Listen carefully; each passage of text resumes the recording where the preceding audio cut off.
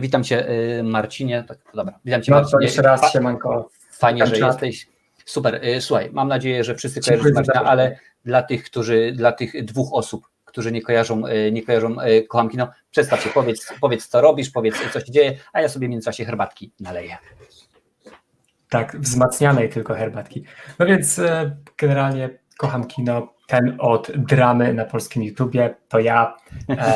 Prowadzę kanał oczywiście Kocham Kino, głównie o Marvelu, ale są też filmy, może w 5% inne produkcje niż Marvel, ale Marvel jednak przejął, właściwie to wy przejęliście Marvel, no i tak już zostało, i tak zostanie. Super, bardzo mnie cieszy. Dzisiaj też troszeczkę porozmawiamy o DC, bo wczoraj był dzień Batmana. No dokładnie. Predator nie ma swojego dnia, ale Obcy ma swój dzień, mamy Gwiezdne Wojny mają May the 4th, czyli 4 maja. Więc to nawet nie wiem. Nie wiesz, no? Nie interesujesz się Gwiezdnymi Wojnami? Nie nawidzę Gwiezdnych Wojen. O, widzisz, to zgadałby się dobrze z Tomaszem Raczkiem. Ale słuchaj, wczoraj był dzień Batmana, no i tak się zastanawiałem, co tutaj wymyślą ciekawego, bo rzeczywiście ostatnio się okazało, że Robert Pattinson się rozchorował. Wiadomo, jaka choroba teraz panuje na świecie. Celowo, panie drogi algorytmie, nie powiem jaka, żebyś tutaj nie miał pretekstów, żeby ban nałożyć, ale wrócili do pracy rzeczywiście, no i tak patrzyłem sobie, zarówno Matt Reeves, jak i Zack Snyder wrzucili zdjęcia fajne jakieś tam z tego, co się dzieje na Twitterze. Przyznam szczerze, że te grafiki wyglądają dosyć w miarę sensownie. Bardzo sensownie. Nie wiem, czy kojarzysz takiego twórcę, który pracuje dla DC i dla Marvela, nazywa się Boss Logic. Jeżeli nie, to bardzo serdecznie go polecam. Sprawdźcie go sobie na Instagramie niestety. On pokazał bardzo dużo fajnych, takich powiedzmy jego oficjalnych grafik, które Marvel od niego może, a może nie kupić. I od niego naprawdę fajne grafiki wyszły. To jest zaskakujące. Właśnie mam kolegę, Gareta lubi. Garet, pozdrawiam cię, oczywiście nie oglądasz, ale cię pozdrowię, czemu by nie.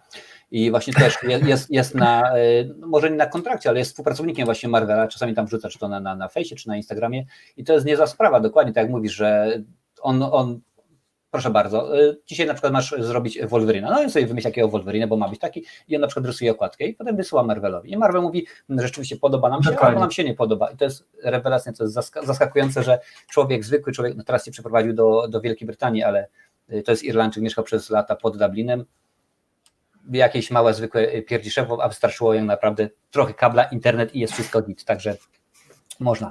Słuchajcie, jeżeli macie pytania do Kocham Kino, do mnie, pytajcie o co chodzi, ale jest kilka rzeczy, które chciałbym poruszyć, zanim zaczniemy. Co z MCU? Bo tak, wiemy oczywiście, że w czwartej części, słuchajcie, jeżeli ktoś nie oglądał czwartej części Avengerów, będę tutaj zdradzał fabułę, więc bardzo mi przykro, naprawdę. No wiadomo jak to jest, czasami robię recenzję filmu sprzed 30 lat, ludzie, stary, nie zdradzaj fabuły, jak oglądałeś 30 lat, to tak nie wiesz. W czwartej części odszedł od nas, no oczywiście, że tak. W czwartej części odszedł od nas Tony Stark, odeszła od nas również Czarna Wdowa. Tak, ostatnimi czasy, no niestety, wiadomo, zmarł Chadwick Boseman, więc Czarna Pantera. Jak myślisz? No bo o ile przy okazji Tonego Starka, czyli Ironmana oraz Czarnej Wdowy, to było zaplanowane, więc dokładnie wiedzieli, jaki będzie kolejny krok, jak to będzie. Wiemy, że Czarna Wdowa wraca również Iron Man w tym filmie właśnie o Czarnej Wdowie, bo to będzie tak zwany prequel, czyli to, co się dzieje zanim Czarna Wdowa dołączyła do Avengerów, więc tam Tony Stark ma się pojawić, przynajmniej między nimi. No ale istnieją takie plotki, tak. Ale ale Czarna Pantera to było zaskoczenie. Też za dużo tego słowa akurat używam, za dużo tego koloru używam, bo wiem, że ostatnio też kółko szachowe miało również ten problem, więc nie będę używał chwilowo. Co myślisz? Jak to wpłynie? Czy stwierdzą, że okej, w porządku, odszedł od nas ten aktor, zastąpimy go, czy zrobią komputerowo? Wiadomo, że można, bo wystarczy popatrzeć, jak Samuela L. Jacksona zrobili w Captain Marvel, czy jednak powiedzą, okej, nie będziemy tego ciągnąć, rzeczywiście weźmiemy nowego aktora, może na przykład siostra jego albo coś. Jak myślisz, w którą stronę Marvel podąży? To powiem Ci może tak, najpierw co ja myślę, a później Ci powiem, jakie raporty się pojawiły. Ale po pierwsze, to trzeba powiedzieć, że Tak, ja myślę, że Marvel ma 3 wyjścia. Mogą albo zrobić, tak jak powiedziałeś, odmłodzić go cyfrowo, ale to będzie bardzo kosztowne. Druga sprawa, mogą go zastąpić. Trzecia sprawa, może się nic nie pojawić, mogą usunąć Czarną Panterę, czego myślę, że nie zrobią. I teraz tak, uważam, albo to, co ja chciałbym zrobić, żeby zrobili, to jest zastąpienie go kimś innym, ale chciałbym, żeby nie zrobili tego na zasadzie to jest nowa Czarna Pantera, jakby to jest zamiennik tego aktora, tylko Czarna Pantera miałaby przejąć jakby miano i rolę Czarnej Pantery. To na zasadzie Tora i Młota. Dokładnie, coś takiego. I myślę, że to będzie Shuri. I teraz 2 raporty się pojawiły, które są sprzeczne ze sobą, dlatego muszę głębiej wejść w ten temat. Jeden raport pojawił się taki, że Czarna Pantera zostaje skasowana. Teraz tak sobie szybko sprawdzę, to pojawiło się dokładnie 4 dni temu.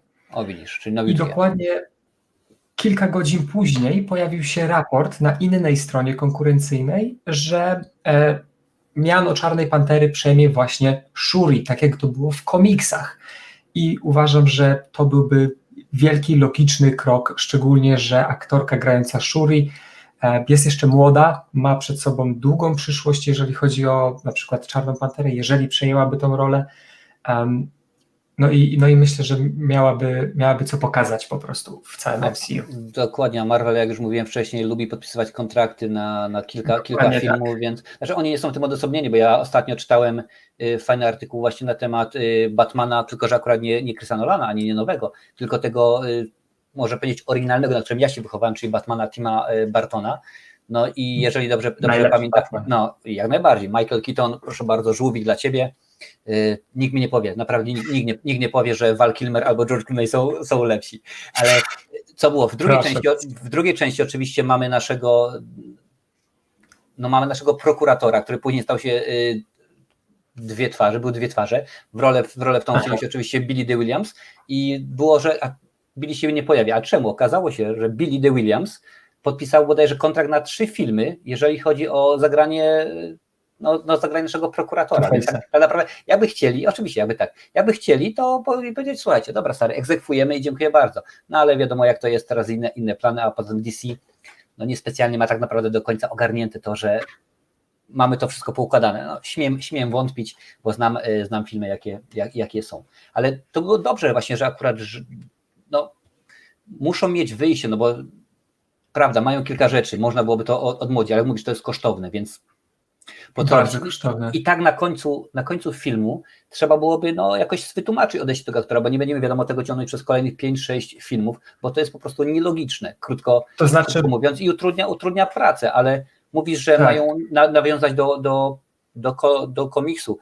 To może być zaskakujące, bo ja zauważyłem, że bardzo często z komiksu zostaje tylko jakiś tam schemat, jakiś zarys, a to, co się dzieje, to absolutnie, dlatego nieraz się ludzie pytają,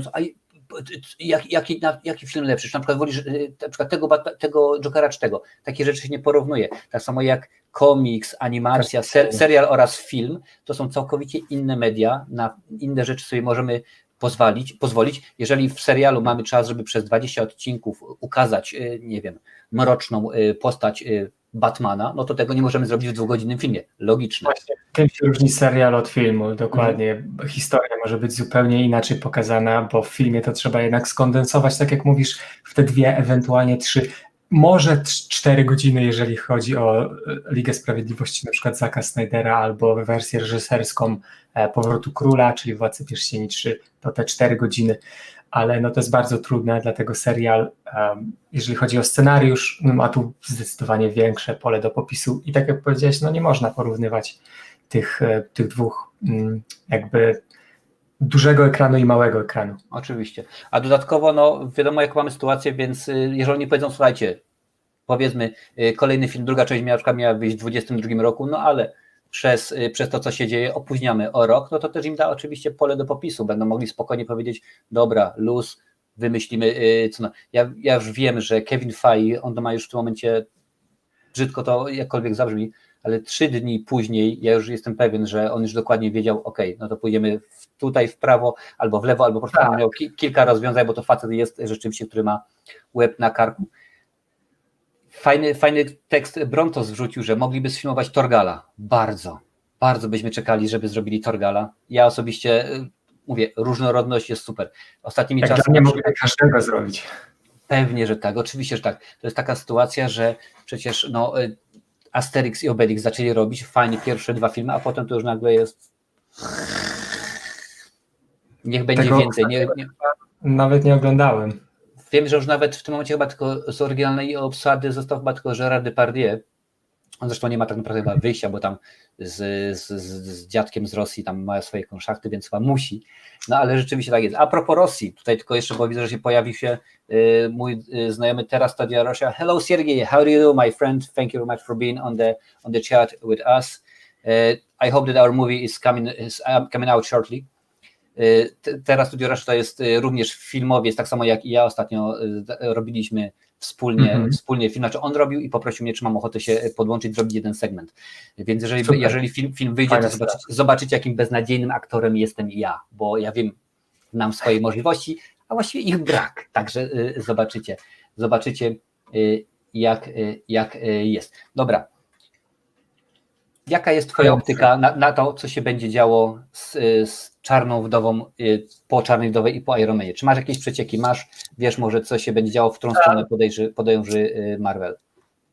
Tak naprawdę to nikt nic nie wie, są tylko podejrzenia, prawda? Ale ostatnio Florence Pugh, czy jak ktoś tam mówi, nieważne, czyli odtwórczyni Jeleny Bellowej, która podobno ma zastąpić Czarną Wdowę, troszkę się wygadała i powiedziała, że przed nią jest długa przyszłość, jeżeli chodzi o MCU. Dlatego myślę, że ona zastąpi Czarną Wdowę. Ona będzie nie Nataszą, bo Nataszy już nie będzie, ale ona będzie Czarną Wdową. Po prostu będzie Jeleną Bellową, Czarną Wdową. I myślę, że Kevin Feige już ma swój plan, on to wykorzysta i chodzi tylko o to, bo główny problem polega na tym, jak postać Jeleny i Florence, czyli aktorki, jak odbierzemy jako fani. Jeżeli fanom się spodoba, to Kevin dalej będzie ciągnął jej motyw i z tą aktorką podpiszą więcej kontraktów, a jeżeli będzie klapa, to już wtedy myślę, że ma jakiś plan awaryjny. I tak właśnie powiedział Kevin Feige, to znaczy Florence powiedziała dosłownie parę dni temu, aż wiesz co, sprawdzę, 4 dni temu. Natasza, dokładnie tak, 4 dni temu się pojawiło coś takiego i zobaczymy, jak będzie. Myślę, że właśnie Jelena przejmie jakby miano Nataszy, to co ona robiła w MCU. No zobaczymy, Zobaczymy, po prostu zobaczymy, jak będzie. Tutaj jest, pokażę właśnie to, bo jesteśmy dzisiaj zarówno na YouTubie, jak i na Facebooku. Nie był taki skromny, nie chodzi mi o sam komentarz, ale drogi użytkowniku Facebooka, jeżeli chcesz, żeby twoje imię i nazwisko się wyświetliło, musisz wejść na ten link, który teraz wysłałem, czyli streamyard.com Facebook i tam pozwolić na to, żeby StreamYard wyświetlał twoje imię i nazwisko na naszym live'ie. No niestety. Mów. Wiesz co? Musiałbym się zapytać jako off-topic po live'ie, to co na dole się wyświetla. Bardzo mnie to kręci. Chciałbym dowiedzieć się, jak to zrobiłeś. Fajna sprawa, to bardzo właśnie dużo osób robi. Używam tego, to jest aplikacja, się nazywa StreamYard, właściwie program się nazywa StreamYard. Tutaj wrzucam Ci już również link. Chodzi o to, że używam ją tylko i wyłącznie tak naprawdę jak mam gości, bo bardzo łatwo się ludzi się wciąga. Zresztą sam widziałem, wysłałem Ci link. Aplikacja sprawdza twój mikrofon, kamerę, wszystko jest super. Oczywiście, jak to mawiał Lechu, są plusy dodatnie, plusy ujemne, że na przykład, tak jak pisał Łukasz, nie wyświetlają się donaty, nie wyświetlają się patronajty czy suby, a to wszystko oczywiście jest skonfigurowane przy okazji OBS-u, ale do takich rzeczy jest rewelacyjny, naprawdę polecam każdemu, kto ma ochotę, kto robi live'y, bo to nie tylko wiadomo rozmowa, ale również i gra i tak dalej. Wszystko sobie można skonfigurować, a jeżeli dodatkowo skorzystać z tego linku, który ja Ci wysłałem, tam jest chyba 10%, 10 euro, $10 dostaniesz kredytu, bo oczywiście jest wersja darmowa, która ma swoje obostrzenia, ale jeżeli chcesz mieć full wypas, no to trzeba zapłacić tam kilkanaście dolarów miesięcznie. Dobra, patrzymy dalej, co się dzieci, proszę bardzo. Kocham kino, sub leci, bardzo fajnie, dziękuję bardzo. Bardzo nas Piąteczka właściwie, nie żółwik. Ja piąteczki strzelam. Madam, słucham na kompie, ale zalogowałam się w telefonie. Super, bardzo nas to cieszy. Właśnie gadaliśmy wcześniej o konsolach. Wiem, że ty lubisz gry. I to jest tak. Disney Plus, przyznam szczerze, ja mam mieszane uczucia, bo tak naprawdę ja niestety jestem, albo stety, zależy jak to woli, nie lubię zmian, w ogóle nie lubię zmian. Jak na przykład ja zacząłem oglądać Netflixa, zacząłem Netflixa płacić, to ja już płacę i jak potem wychodzi Disney Plus, wychodzi HBO Max, wychodzi Hulu, wychodzi Amazon Prime, Apple TV i tak dalej, w tym momencie mam koszmar, ale Disney Plus oczywiście, tak, wiadomo, zawładnął, no, jak żeby inaczej, całym Marvelem. HBO Max wiadomo, że ma DC. Jak myślisz, do tego się ustosunkuje Netflix? Bo no, oni się sparzyli na współpracy z Marvelem. Wiadomo, zrobili świetnego Daredevila, bardzo, bardzo dobrego Punishera. No, nie mówmy o Iron Fistie ani o Luke'u Cage'u, no bo tam, o ile Luke Cage był w porządku, no to Iron Fist był co najwyżej słaby. No i Jessica Jones. Według mnie. Jessica Jones była, wydaje mi się, też też w porządku. Jeszcze był serial, ten mix taki, ja w tym momencie nie pamiętam, jak się nazywa, wypadło mi z głowy. No to już w ogóle jak dla mnie była wielka pomyłka. Ale jak myślisz, co zrobi Netflix? Czy Netflix powie, dobra, lecimy z koksem i bierzemy przykładowo Torgala i robimy Torgala, czy sięgamy po cokolwiek innego, czy jednak będą chcieli się dogadać z DC albo z MCU i powiedzieć, no to my weźmiemy, patrzcie, w tym momencie nikt nie robi filmów o Jaśku Kowalskim, postać nieznana, niszowa, my weźmiemy jego i sobie zrobimy z nim to, co zrobiliśmy przy okazji Punishera. Ciebie poproszę o odpowiedź na to pytanie, a ja pójdę sprawdzić, czy moje miśki już śpią, bo taka pora jest, więc zostawię Cię na chwilę samego z widza. Przejmujemy live'a. Dobra, czyli wiecie co? HBO Go ma DCEU, czyli Aquamany, Batmany, Supermany i wszystkie te sprawy, Wonder Woman. Disney Plus to oczywiście Gwiezdne Wojny, National Geographic, no i MCU, cały Marvel.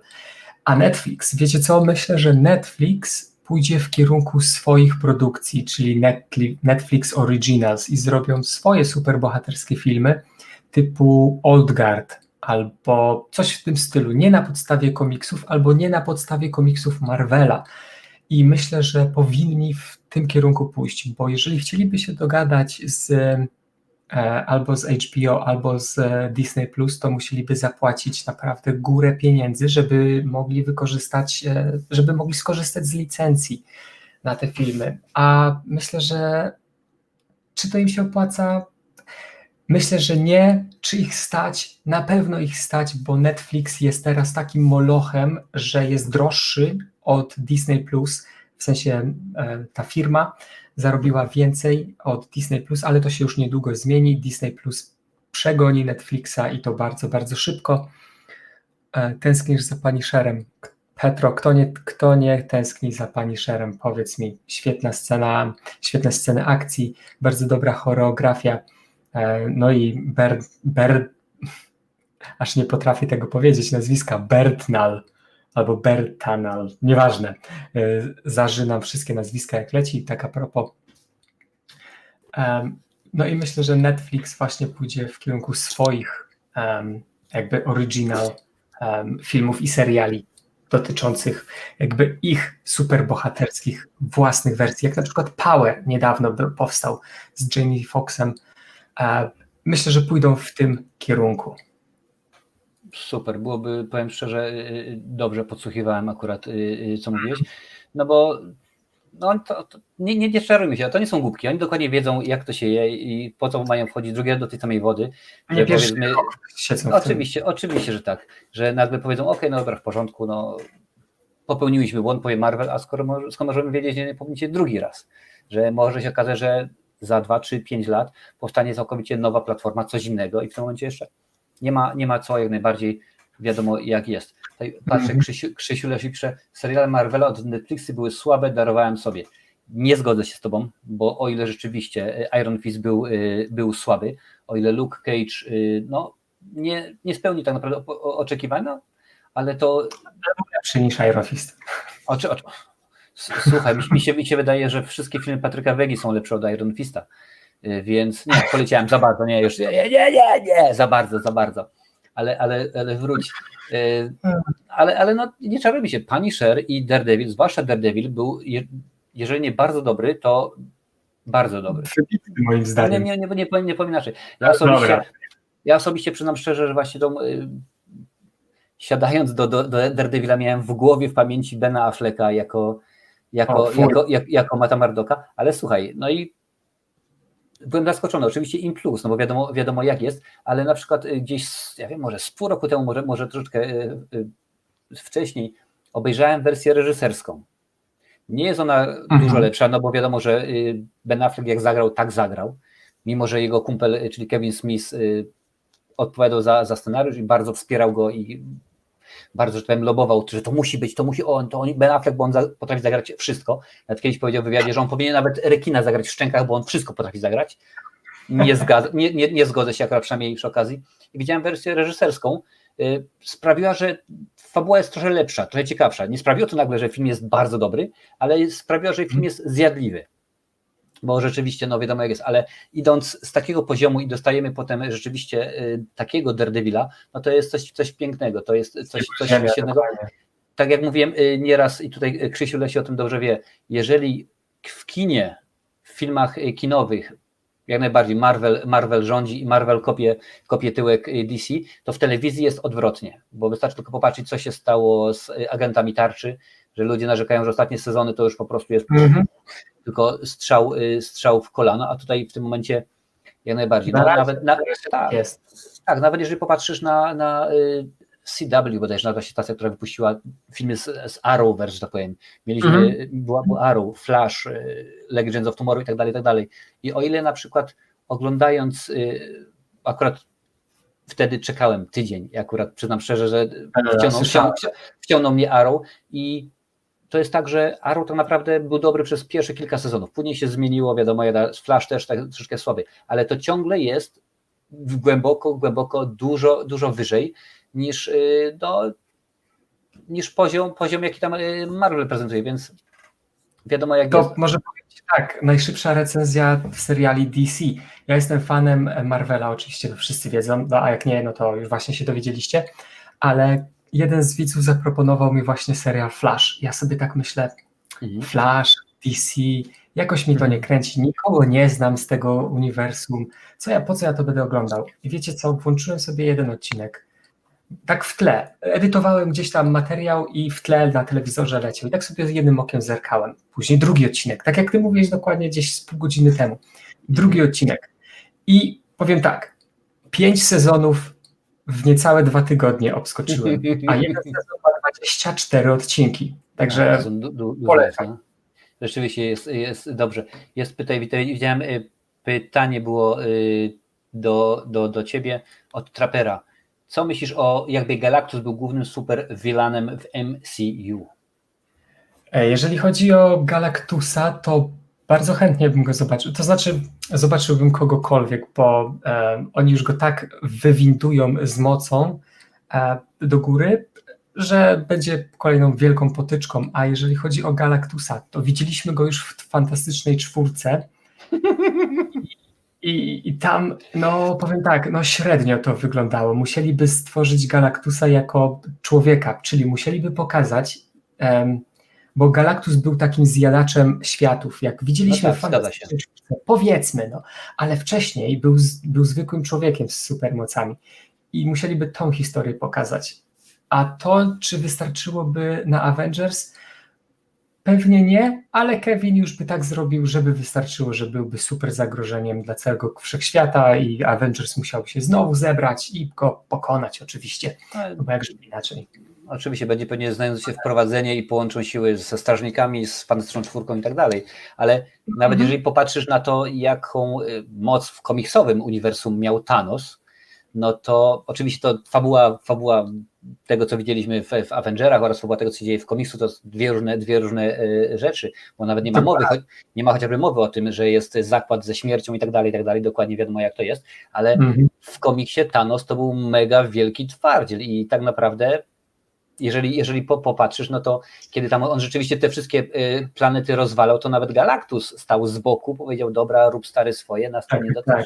Tak. Więc chodzi o to, że filmy MCU mają kategorię wiekową do lat 13, PG-13, no i nie mogą pokazać takich rzeczy, jakie pokazywali w komiksach, mimo że komiksy też mają jakąś tam kategorię wiekową, ale mogą bardziej popłynąć, bo komiksów nie czyta aż tyle osób, co na przykład oglądało Avengers Endgame albo Avengers Infinity War.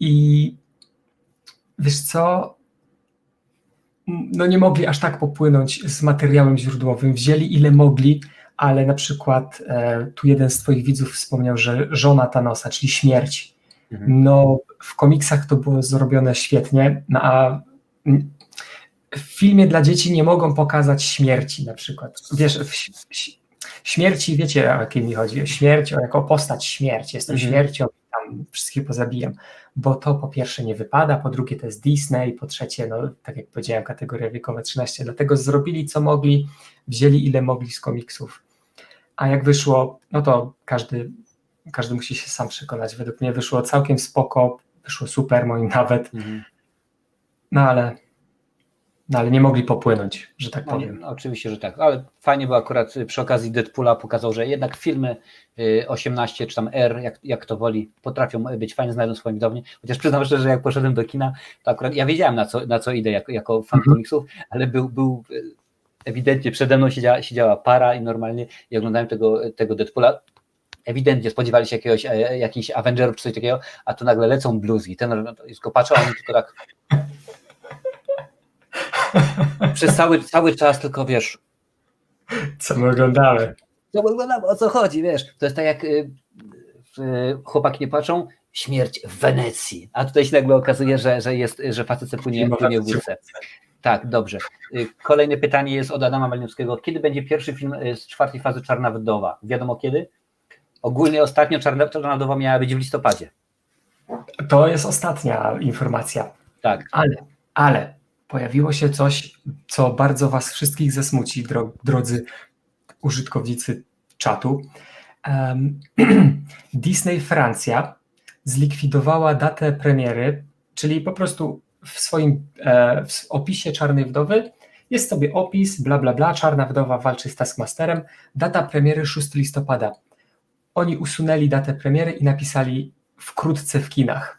I to jest znak, że Czarna Wdowa zostanie przesunięta na prawdopodobnie luty 2021, ale na razie nic takiego oficjalnego nie ma. Na razie oficjalnie jest 6 listopada i mam nadzieję, że to zostanie, ale Oby. Z tym jest, wiecie jaką mam sytuację i teraz mnóstwo rzeczy jest przeniesionych. Batman był kręcony, nagle się okazało, że Pattinson jest chory. Ciach, musieli go odizolować, musiało być przerwane wszystko. No wiadomo,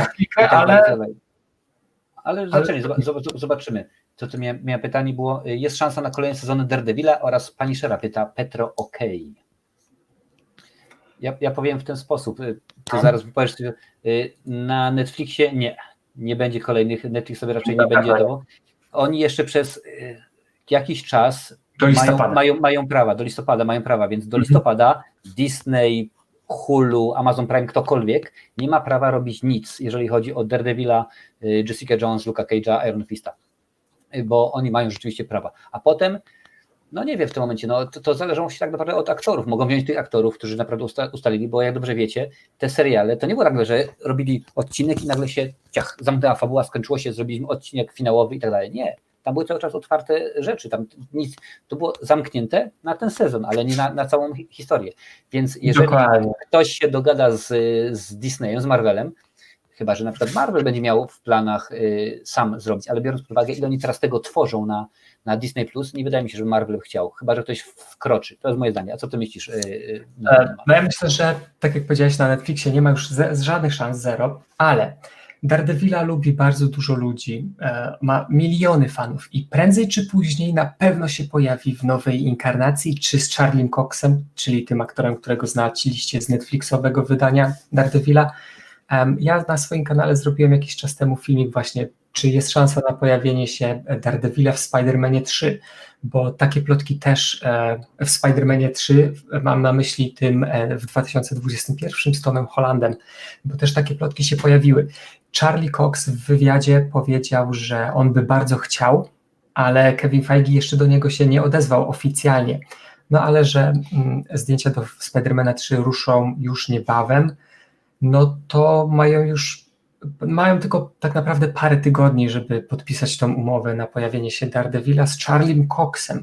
Jeżeli tego nie zrobią, to myślę, że prędzej czy później i tak się pojawi, ale myślę, że to będzie właśnie później niż prędzej, bo tak jak powiedziałeś, oni teraz mają 6 filmów, 35 000 różnych seriali do nakręcenia. Naprawdę na głęboką wodę się rzucają, ale to jest Disney, to jest Moloch, to jest Kevin Feige, człowiek, który ma naprawdę wszystko poukładane w głowie i oni to zrobią dobrze, ale naprawdę robią dużo rzeczy naraz i myślę, że to pojawi się, ale później, 2023, 2024, ale na bank się pojawi. Jak śpiewał Perfekt, gdy emocje już opadną. Tak to wtedy będzie, żebyśmy... Na przykład, coś w stylu, no. Dobra. Pytanie jest do Ciebie od Madame Perfumeli. W jaki sposób oceniasz film? Masz jakiś schemat od 1 do 5, 1 scenariusz, muzyka, 3 dobór postaci i tak dalej, czy bazujesz na pierwszym wrażeniu? Dobra, oceniam filmy w skali 1 do 10 oczywiście, taka jest moja skala i robię tak, robię plusy i minusy i powiedzmy zaczynam od bazowej, tak powiedzmy 5, 6, to zależy od pierwszego wrażenia, ale staram się mniej więcej od 5 zaczynać i wtedy na przykład, jeżeli muzyka jest świetna, plusik, czyli 6. Jeżeli muzyka jest do dupy, no to już ma 4. Aktorstwo, 1 w górę, 1 w dół i tak to oscyluje od 5 w górę, w dół i ostatecznie taką ocenę jakąś wydaje. Oczywiście pierwsze wrażenie i ogół filmu ma jakby decydującą jakby wagę oceny, no i zazwyczaj powiem Wam, że oceniam filmy tak na 6, 7. Zdarzyło się, że kilka filmów miało 10, ale moim zdaniem może mniej niż 10 filmów ma ocenę 10. Jeżeli chcecie się dowiedzieć jakie, no to znajdźcie mój profil na Filmwebie, tam znacie wszystkie moje oceny. A masz coś takiego, bo ja osobiście tak mam, obejrzę film, powiem, o kurczę, ale świetny, rzeczywiście rewelacyjny, bardzo mi się podobał, zrobię recenzję, daję 9, mocny film, mija 2-3 tygodnie, pół roku, potem jak ja mogę dać 9? Przecież to jest góra, mocna 7. Tak miałem przy okazji ostatniego Predatora, który w reżyserii Shana Blacka, który jestem wielkim fanem Predatora, zresztą poczyniłem film o Predatorze jako fan i ekscytacja, fajnie w ogóle tego tutaj, w ogóle nawiązania, tutaj żarty i tak dalej, spodobał mi się. Potem przespałem się z tym tematem i mówię, ale przecież to nie jest dobry film, to w ogóle w nawiązaniu do Predatora jest lepszy niż Predatory, które produkował Robert Rodriguez, a reżyserował Antal Nimroj, ale mówię, no niespecjalnie. Masz tak samo? Tak, nie często, ale mam. Na przykład jeżeli chodzi o, tu mogę was wszystkich zasmucić albo zszokować, Avengers Endgame. Hype wielki i dałem ocenę 9,9 na 10, a tak naprawdę teraz dałbym 9. Nie, bo jednak zauważam dużo więcej błędów. Jak wiadomo, ogląda się po raz 10 ten film, to zauważasz więcej rzeczy, które albo ci pasują, albo ci nie pasują i wtedy wywindujesz tą ocenę do góry albo w dół. W moim przypadku byłoby troszeczkę w dół, czyli byłaby taka 9 na 10. W dniu premiery, jeżeli premiera miała być dzisiaj, ale jakby wiecie, wiem o czym jest film, to bym ocenił go na 9, nie na 9,9. Ja pamiętam kiedyś, ale zdarza się. No. Kiedyś obejrzałem krótkometrażówkę i zrobiłem właśnie recenzję na moim poprzednim kanale i dałem 10 głosów. Bardzo mi się podobała. Kung Fury, taki nosił tytuł. i rzeczywiście teraz powstaje pełnometrażowa wersja z Davidem Hasselhoffem, bodajże Arnoldem, Sylwkiem i tak Właśnie. dalej. I to był rzeczywiście film, który powstał przez Kickstartera, że facet zrobił kampanię i tam dostał kasę. No i zrobiono na green screen całkowicie i rewelacyjnie. Po prostu tak się ubawiłem, że pierwszy raz, no abstrahując do tego, że powiedzmy Skazani na Shawshank czy Zielona Mila to jak dla mnie jest dyszka i to nie podlega w ogóle dyskusji, ale obejrzałem, mówię, świetny, rewelacyjny i akurat to jest jeden z tych filmów, które nie zmieniłbym oceny jak najbardziej. Minęły lata, obejrzałem go już kilkadziesiąt razy i ciągle za każdym razem mnie bawi, kiedy, a właściwie nie mogę powiedzieć z kim się potyka, bo to nazwisko może nasz drogi algorytm uznać za nieciekawe. Dobrze, patrzymy. Guilty pleasure, to są tak zwane guilty pleasure, czyli beznadziejne filmy, do których się z sentymentu wraca, bo po prostu lubisz je oglądać. Moim guilty pleasure filmem jest, może was zaskoczy, ale Commando z 1986. W kinie Schwarzenegger widziałem. w pełnym. Super, zazdroszczę. I drugim guilty pleasure, to zaskoczę nawet chyba ciebie, to jest Uliczny Wojownik z Jean-Claude Van Damme. Tak beznadziejny film. Ale hardcore poleciałeś. Ale tam w ogóle obsada była dobra, bo na przykład można by się zastanowić, co, no okej, skoro jest Van Damme, no wiadomo, Kylie Minogue bardziej jako nazwisko, ale co tam robi Raul Julia? Dobry aktor, rzeczywiście fajny, ciekawy, on tego Bizona zagrał tak beznadziejnie, że ja się zastanawiałem, co on tam robi, po co, a tu się okazało, że no.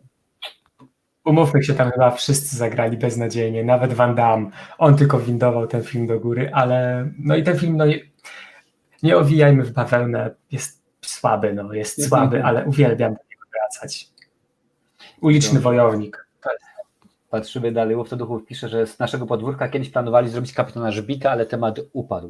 U nas jest powiem ci, że problem, bo ja widziałem Kajko i Kokosza, była jakaś taka animacja, bodajże, jeżeli mi pamięć nie myli. Tak, Maciej Sztur, ale w tym animacji Maciej Sztur wcielił się w rolę Kajko, Kokosza miał chyba grać Kowalewski, nie pamiętam, i to wyszło oczywiście beznadziejnie. Super, no bardzo dobrze było. Tajemnice Złotej Maczety, proszę bardzo, niech zrobią. Tytus był chyba jeden taki tam odcinek i nic więcej nie mamy. Kleks, uwielbiam Kleksa, naprawdę uwielbiam. Mamy mnóstwo dobrych komiksów, no tylko niech to zrobią, ale no po prostu niech to zrobią dobrze, sensownie, z planem, bo nie ma problemu. To pytanie jest do mnie. Marcin, dlaczego nie podoba Ci Incredible Hulk? Moim zdaniem spoko film. Pewnie patrzeć na moim filmie. Incredible Hulk. Niespecjalnie podoba mi się, co Ang Lee zrobił z tym filmem. Według mnie sobie nie poradził.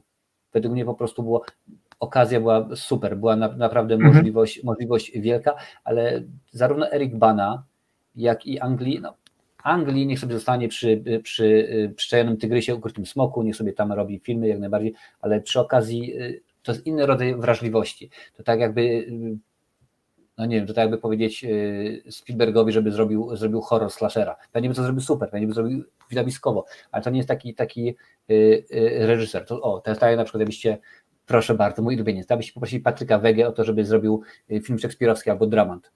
To naprawdę ten film to byłby dramat, to byłaby koszmarna pewna produkcja. Tak, ale więc dlatego wydaje mi się, że Anglii sobie nie poradził i dziękuję bardzo, tyle w temacie. Patrzymy dalej, co ludzie pytają.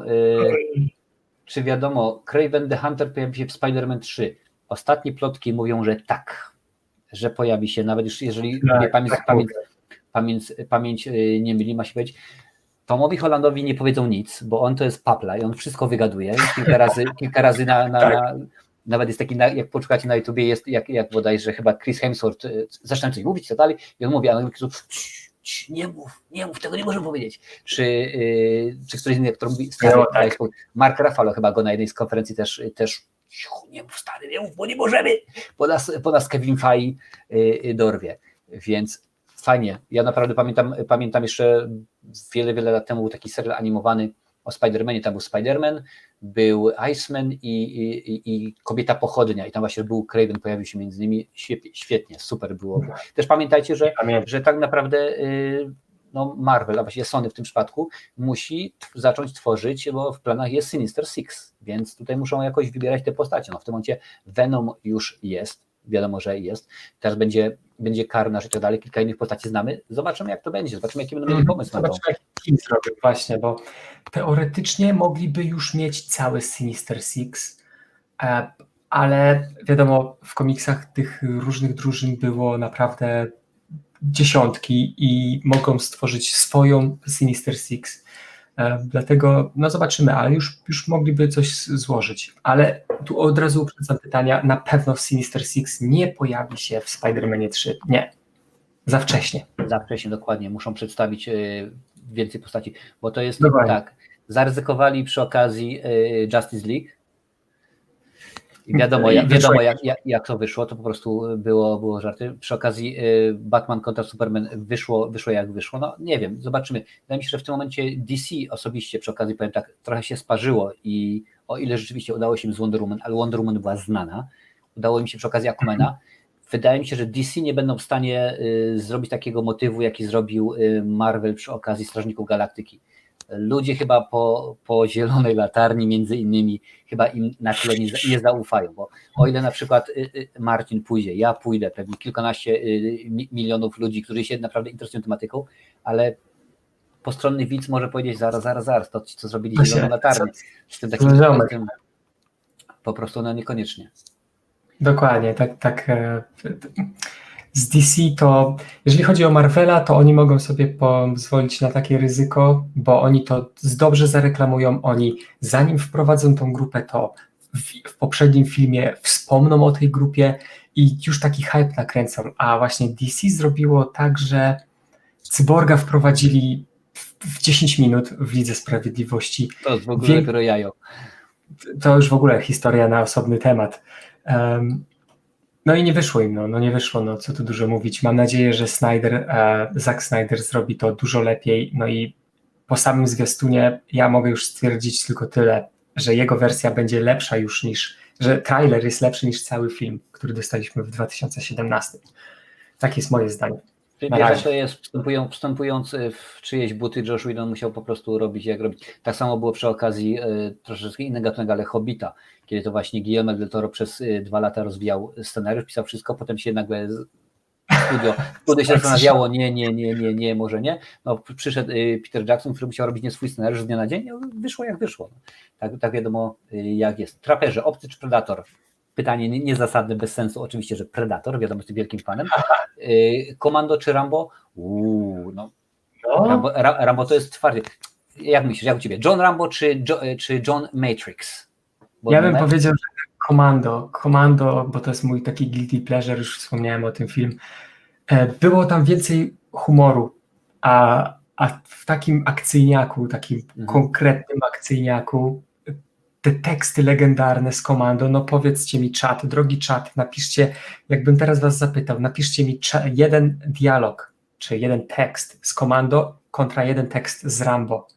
Czy wy w ogóle pamiętacie cokolwiek z Rambo? To, rzeczywiście Komando kopie tyłki. Ja pamiętam, kiedy Arnold Schwarzenegger walczy z Billem Duke'em, z aktorem, który właśnie wciela się go. Zielony beret skopie ci tyłek. Zielone berety to ja jadam na śniadanie. To brzmi, to w tym momencie do tego właśnie Rhea Shih, bodajże tak ma chyba się nazwała aktorka, mówię, ale męskie testosteron bullshit i tak dalej. No to wiadomo jak jest. Ale dlatego z mojej strony od 100% Komando. 100% Komando. A ja się waham oczywiście. Łowca duchów. Miałem zmienność co do Terminatorów 3, 4, 5. Ocena nich wzrasta, ponieważ wyszła 6 i tamte przy najnowszym bardzo dobre. Wszystko przy najnowszym Terminatorze jest rewelacyjne. Uwierz mi.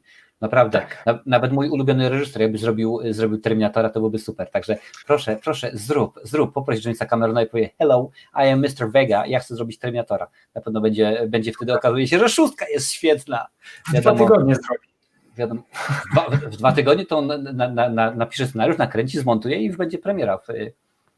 A powiem wam, na temat Terminatora nowego jest easter egg, odnaleziono. Nie wiem dlaczego dopiero po roku od nakręcenia filmu, ale wiecie, że Terminator, ten Schwarzenegger, on miał swoją firmę, nie pamiętam teraz czy to była pralnia, czy cokolwiek, ale jeździł takim vanem i na vanie była reklama z numerem telefonu. I jeden z widzów z oglądających film postanowił zadzwonić pod ten numer i jak się okazało, głos odebrał Arnold Schwarzenegger nagranym wcześniej głosem. Mówił, że dziękuję za odkrycie tego easter egga, że jesteś pierwszą osobą, która zadzwoniła pod ten numer telefonu i w nagrodę dostajesz coś tam i musieli się umówić. I dopiero po roku ktoś wpadł na ten pomysł, żeby zadzwonić na ten numer. Zobaczcie, jakie to jest crazy. No, oni mają tam różnych dużo pomysłów, co nie znaczy, że film był dobry, bo film był pełen absurdów i proszę cię, jak ja w tym momencie się zastanawiałem, że Arnold sprzedający zasłony, w ogóle sam pomysł, Linda Hamilton, która dostaje SMS-a, że macie pojawić trener w tym miejscu, pojawia się 100 km dalej, bo oni tą autostradą naparzają i tak dalej. Szkoda po prostu, szkoda gadać. Jedyna rzecz dobra w tym filmie to efekty specjalne tego REV9, tego nowego Terminatora, bo to naprawdę fajnie zrobili. Łukasz pyta, Killer czy Killerów 2? Teraz tutaj wkroczyłeś na teren moich ulubionych 2 polskich komedii. I powiem ci tak, nie wybiorę, bo obie części są mega epickie. Parę dni temu, dosłownie przedwczoraj, oglądałem Killerów 2 na TVN-ie czy TVN7 po raz 95. Śmiałem się tak, że mnie brzuch bolał. Przerwę ci jeszcze na sekundkę, poprowadź znowu, bo ja słyszę, że mi płacze dziecko. Pogadamy o Killerze. Pogadaj o Killerze, a ja zaraz... Czad. Komando nie miał sequelu. No szkoda, fajnie, gdyby to zrobili, no ale teraz już jest trochę za późno, a Arnie ma już prawie 7 dych na karku, także no już raczej nie zrobi kolejnego Komando. Gra Star Wars Squadrons wychodzi 2 października. Jeżeli chodzi o mnie, bo też mam na imię Marcin, to ja tego nie kupię, a może drugi Marcin kupi. Nie mam pojęcia. A Łukasz, zabierz odpowiednią ilość worków na zwłoki. No tak, było kilka fajnych tekstów, jeżeli chodzi o Rambo, kilka fajnych takich, wiecie, które wszyscy pamiętają, ale nie było tego za dużo. No nie było, raczej Rambo, jak dobrze pamiętacie, no nie był jakiś tam, nie był wylewny. Chyba kilka zdań powiedział. I ciekawostka, w pierwszym Rambo nikt nie zginął. Nie wiem, czy wiedzieliście. Nie przyjechałem ratować Rambo przed panem, tylko... No tak, to też. No to... O, tu Łukasz widzę, dobrze dajesz z tymi tekstami z Rambo. Dla mnie chyba jednak Killerów 2. No, byli bardziej odważni, jeżeli chodzi o Killerów 2. Mogli sobie najwięcej pozwolić, bo wiedzieli, jak przyjął się Killer 1, ale oba są dobre, no oba są bardzo dobre, no tyle. A jak ci się, nie może to poruszyłeś, ale nie wiem, jak ci się podoba ten błąd, który jest w Killerów 2, końcówka, kiedy Wąski kradnie tą furgonetkę ze złotem, odjeżdża w jedną stronę, ci idą w drugą stronę, a nagle furgonetka jest za nimi. No, było. Gdyby przynajmniej zrobili w ten sposób, że wtedy Czarek mówi, dobra, chodź przejdziemy na skróty przez las, że ta furgonetka jakoś zawróciła, że to ma sens, a to nagle pojechała w jedną stronę, potem jest, że to nasza furgonetka, popatrzcie. Nie znam się na jakby montażu filmów, to już musiałbyś ty odpowiedzieć, ale moim zdaniem w czasach, kiedy nagrywali Killerów 2, albo stwierdzili, że nikt tego nie zauważy, albo po prostu pomyśleli, że dobra, już tam, nieważne, nie robimy dokrętek, wywalajcie film na VHS-a. Nie wiem jak myśleli, ale moim zdaniem chyba nikt nie zauważy, chociaż błędów w Killerze i w Killerów 2 jest naprawdę dużo. Mnóstwo. King Size 2 to byłaby bomba, oj, pomyślcie sobie, to była naprawdę moja młodzieńcza miłość, Kasia Figura, jak ja zazdrościłem Jackowi Chmielnikowi. Jak ja zazdrościłem, jak on chodził po tej Kasi, oj, jak się ludzie kręcę. Pamiętna scena. No ja pamiętna scena, tak. Dużo nie pamiętam, to jednak film jeszcze, powiem teraz tak, sam sobie dodam, jestem jeszcze za młody, żeby oglądać ten film Dopiero 32 na karku. A to jesteś młodziak. Czy data Venoma 2 zmieni się, czy będzie data oficjalna? Wiesz coś na ten temat? Data jest oficjalna. Oficjalna data jest lato 2021, ale czy to się zmieni? Wątpię. Myślę, że już do lata 2021 sytuacja się trochę wyklaruje i już będą powoli, znaczy powoli, już mam nadzieję, że od nowego roku będą już filmy normalnie wychodziły w kinach. Dlatego myślę, że lato 2021 to jest bezpieczna data i myślę, że pojawi się wtedy w kinie. Chociaż oczywiście z drugiej strony wszystko się może zdarzyć, nigdy nie wiadomo, niepewne czasy i te sprawy, wszystko się może zmienić, ale ja uważam, że to jest bezpieczna data. Super. Teraz musimy tylko czekać, aż Hulk dołączy w końcu do MCU pełnoprawnie, bo cały czas Universal ma, z tego co pamiętam, prawa i no i nic z tego nie wychodzi. Oni na razie nie mają pomysłu na to, żeby zrobić kolejny film o Hulku, nie chcą, nie wiedzą, zastanawiają się, dlatego też między innymi, jeżeli pamiętam, Mark Ruffalo jest bardzo sfrustrowany, mówi, kurczę, pojawią się na chwilę, wszyscy mają swoje filmy, nawet Czarna Wdowa teraz dostaje, Hawkeye dostaje serial, a ja nic. Tak, a on ma jeszcze kontrakt na pojawienie się w jednym filmie pełnometrażowym, przynajmniej. Ale bo jeżeli chodzi o Hulka, to jest problem, bo myślisz o Hulku jakby od strony reżysera albo scenarzysty, to myślisz sobie, co zrobić. No to albo origin story, czyli jak powstał, albo mogliby zrobić World War Hulk, czyli Hulk wysłany na planetę Sakaar i tam podbija praktycznie świat, wraca na Ziemię, zabija Illuminati. No ale po pierwsze, nie ma Illuminati, po drugie musieliby zrobić jeden solowy film o przygodach Hulka na osobnej planecie. To jest dużo logistycznego myślenia i to jest długoterminowe plany, dlatego jedyną ich opcją to jest albo zacząć to w końcu wdrażać w życie, albo zrobić kolejny origin story, no ale ile można? Kto by to oglądał po raz kolejny? To tak samo jak ze Spider-Manem, że każdy film mówi, cześć, jestem Peter Parker, znowu zrobił to. W końcu się poszli po do głowy, dajcie spokój. Kiedyś sprawdzałem właśnie badania i okazało się, że jest na świecie, no wiadomo, jak wszędzie, najpopularniejszy bohaterów kilku, ale trójka najpopularniejszych bohaterów to jest Superman, Batman oraz Spider-Man. Krótko mówiąc, zarówno ja, jak i Patryk Wega, jak i babcia klozetowa z Kipcznej Dolnej wie, kto to jest Spider-Man, wie, kto to jest Superman, więc nie ma co mówić, że popatrzcie, temu sprzątnęli rodziców i perły i tak dalej, w ogóle tak narodził się Batman, a tutaj Spider-Man, że go ugryzł, wszyscy to wiedzą, więc w końcu dajcie sobie spokój. Wydaje mi się, że rzeczywiście dobrze zrobili, powiedzieli, że bez sensu robić i powiadać dalej. Pytanie od Trapera do Ciebie, co wchodzi w skład Sinister Six, bo nie pamiętam. Powiem Ci tak, Trapper, w skład Sinister Six wchodzi praktycznie każdy antybohater w Spidermana, ale krótko mówiąc. Tych grup było naprawdę dużo. W jednej był Samp, Venom, Doc Ock, Kraven, Sandman, naprawdę wszyscy. Tych grup było chyba z 40. Nawet w jednej grupie, grupa się nazywała Sinister Six, a było tylko 5 wrogów, także to jest też takie dziwne, ale tych grup było tyle, że oni już mogliby zrobić takie swoje Sinister Six, bo mieliśmy Sempa, mamy Venoma, tylko on musi jakby tak na stałe dołączyć do tego MCU. Skorpiona, no powiedzmy, że mamy. Cravena, bo tam było takie nawiązanie mini do Skorpiona, to mogliby zrobić. Jest już zapowiedziany Morbius. Dokładnie, Morbius. Boże, wypadło mi z głowy, co teraz będzie? Co za film? Craven. Także widzicie, no i Mysterio mamy, no ale Mysterio to Jake Gyllenhaal chyba jako jedyny aktor podpisał kontrakt na jeden film, bo to jest jego, widzi mi się, on zawsze podpisuje na kontrakty na jeden film, co nie oznacza oczywiście, że nie może wrócić do MCU, po prostu podpisze kontrakt na kolejny film.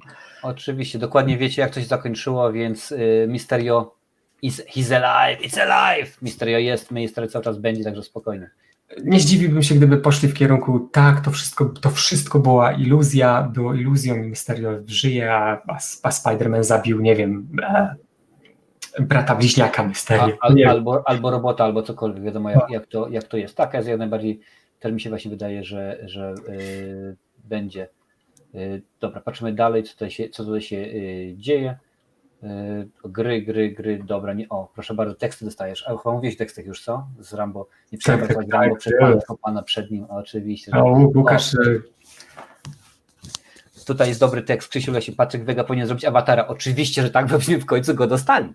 Jakiego byśmy dostali, to byśmy dostali, ale wiadomo, że znowuż przełożyli awatara na datę późniejszą, bo w to miejsce wkleili Spidermana, także, a jeszcze dwójkę ciągle. Wiadomo, jak jest. Słuchaj, w jaki sposób Marvel pomieści to wszystko? No bo wiadomo, tak gadamy o tym, ale tak sobie donotowałem. Fantastyczna Czwórka, X-Meni, Deadpool, Avengers, Strażnicy Galaktyki. No, w X-Menów samych mamy kilka, prawda, podgrup, można by powiedzieć, tam jest mnóstwo. No. Wiadomo, że X-Meni w tym momencie się skończyli, bo ostatnie filmy Dark Phoenix, no krótko mówiąc, rozczarował. Jak oni to wszystko zrobią, żeby pomieścić, żeby ich wszyscy, bo oni oczywiście nie chcą konkurować ze sobą, no bo jaki jest sens, żeby kolejne Gwiezdne Wojny konkurowały na przykład z Doktorem Strange'em 15, ale do tego jeszcze Thor 48, nie ma sensu, to po prostu z biznesowego punktu dla nich nie ma żadnego logicznego sensu. Jak myślisz, jak oni to, a też jak będziemy nagle dostawać co miesiąc film, no to aż w tym momencie mi się wydaje, że już jest na scenie, jak myślisz, jak oni to wszystko pomieszczą, jak oni to ogarną? Jedno słowo, powoli. Na to trzeba czas, bo naprawdę Kevin ma ogromne plany, on ma takie plany, jak zresztą na San Diego Comic Con w 2019 powiedział, że on już ma w głowie 5-letni plan, ale to są tylko pierwsze 5 lat. A on ma... Pięciolatka, skąd my to znamy? Znaczy ja pamiętam, wy niekoniecznie. Ja coś tam kojarzę. Powiedział, że ma szczegółowy plan na 5 lat, a zarys na następne 10 kolejnych lat już ma w głowie, coś się rodzi mu tam. Także moim zdaniem to jest tak, jak oni się z tym zmieszczą, powoli, ale do przodu i konsekwentnie. Tak jak powiedziałaś, 2021 może być takim rokiem, w którym dostaniemy tyle filmów superbohaterskich, już nie mówię tyle o Marvelu, co w ogóle o filmach na podstawie komiksu, że to może być troszeczkę za dużo. Praktycznie będzie co 2 miesiące film. Czy to jest za dużo?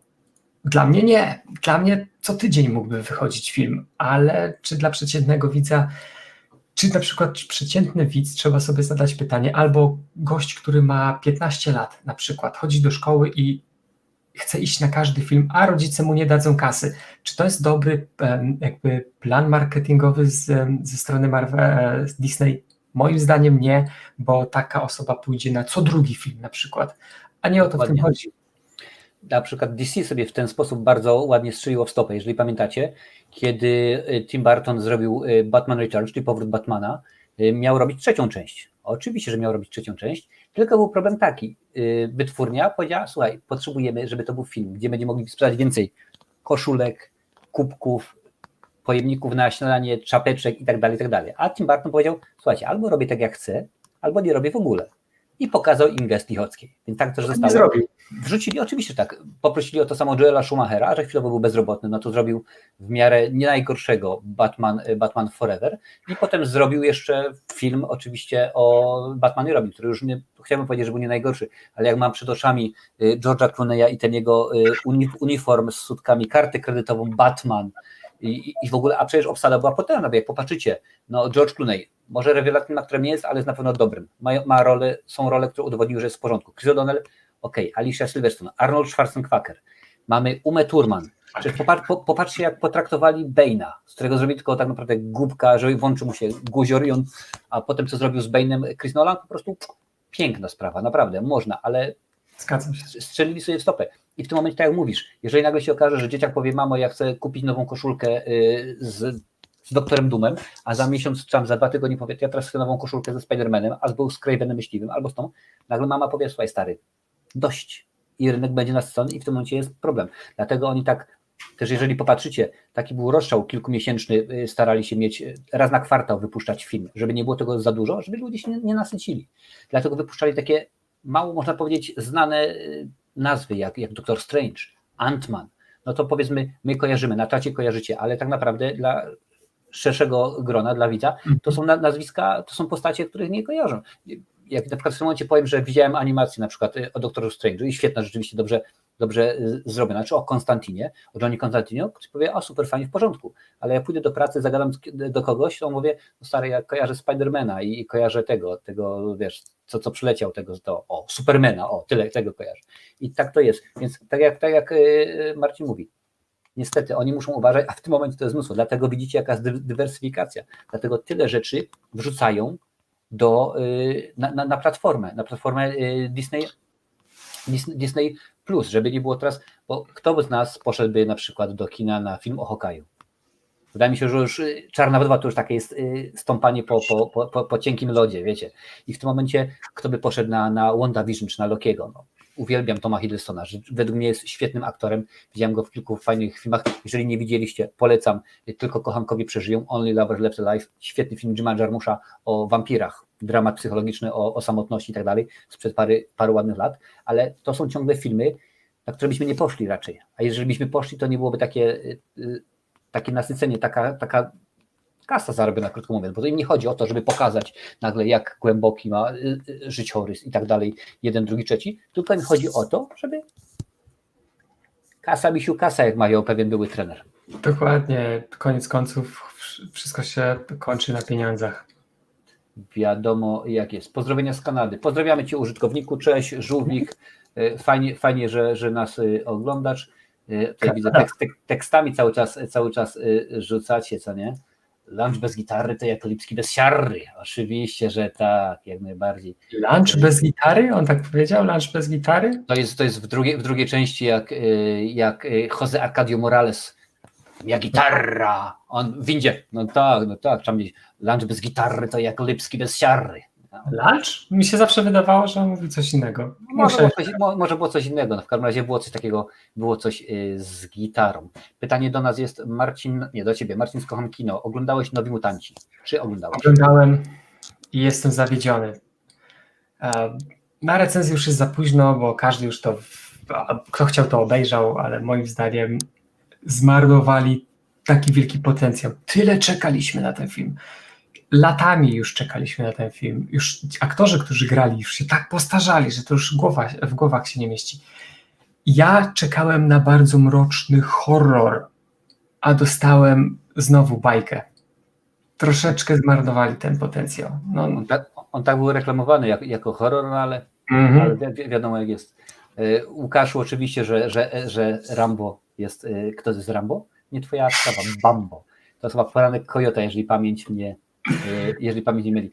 Adam Malinowski pyta, czy wiadomo coś, kiedy James zacznie pracować nad Strażnikami Galaktyki częścią 3? No, teoretycznie już by mógł zacząć, bo on miał kontrakt z Warner Bros. Chociaż jeszcze nie wiem, jak dokładnie ten kontrakt, wiadomo, nie czytałem tego kontraktu, ale najpierw musi skończyć Suicide Squad, tak? Dobrze mówię? Suicide Squad. Tak. Legion Samobójców, część 2. Właśnie. I nie wiem, czy on zostanie jakby zwolniony z Warner Bros. W momencie, kiedy film ujrzy światło dzienne w kinach i wtedy dopiero może podpisać kontrakt, czy rozpocząć produkcję nad Strażnikami, czy w momencie, kiedy on skończy jakby postprodukcję i będzie wolny jako reżyser, żeby przejść do Guardiansów. Ale myślę, że to już będzie bardzo niedługo, myślę początek 2021 będzie już wolny. Także już wtedy można się spodziewać początków zdjęć. Wiesz, biorąc pod uwagę, że w Hollywood, nie czarujmy się, oni dostają 2 euro za reżyserię, tylko grube pieniądze. Ja pamiętam przecież, jak Robert Zemeckis kręcił Powrót do przyszłości 2 i 3, bo one były kręcone razem po prostu były kręcone, no to nakręcili 2, elegancko, w porządku. 2 poszła do montowania, czyli kręcić 3, więc on w dzień kręcił 3, wsiadał w samolot, w nocy montowali 3, potem samolot z powrotem na 2, potem na plan 3, potem w nocy i tak dalej. Poleciał tak myślałem się kilka miesięcy, ale rzeczywiście dał radę, rzeczywiście może tak samo będzie w tym przypadku, bo nie czarujmy się. Jeżeli by tak miało być, wiadomo, że w tym momencie mnóstwo twórców z Hollywood bardzo często bierze Kanada, proszę bardzo często wybiera Kanadę nie tyle oni, co, no krótko mówiąc, wytwórnia ze względu na koszty. Wybierają Europę. Czemu na przykład ostatnie 500 miliardów filmów z Jean-Claude'em Van Damme, Wesleyem Snipesem czy Seagalem są kręcone w Bułgarii, Rumunii czy na Węgrzech, ze względu na kasę. Kiedyś Paul W.S. Anderson, kiedy kręcił Obcy kontra Predator, powiedział, że film był nakręcony w Czechach. Kosztował chyba 24 miliony dolarów, ale teraz nie studzi jakoś tak. Powiedział, że tak, że w Czechach ten film kosztował X. Gdyby nakręcił ten sam film w Anglii, kosztowałby 2 razy tyle. Gdyby nakręcił go w Kanadzie, kosztowałby 2,5 razy tyle, a w Ameryce kosztowałby 5 razy tyle. Więc czasami jest tak, a poza tym teraz wiecie, no patrzcie, gadamy sobie, Marcin w tym momencie jest w Polsce, ja jestem w Irlandii, telefony, oni mogliby, nawet jakby chciał, to mógłby z Alaski montować, byle miał po prostu podłączenie do modemu 56 kilobitów, kto pamięta, daje łapkę, wiadomo jak jest. Taki stary jestem.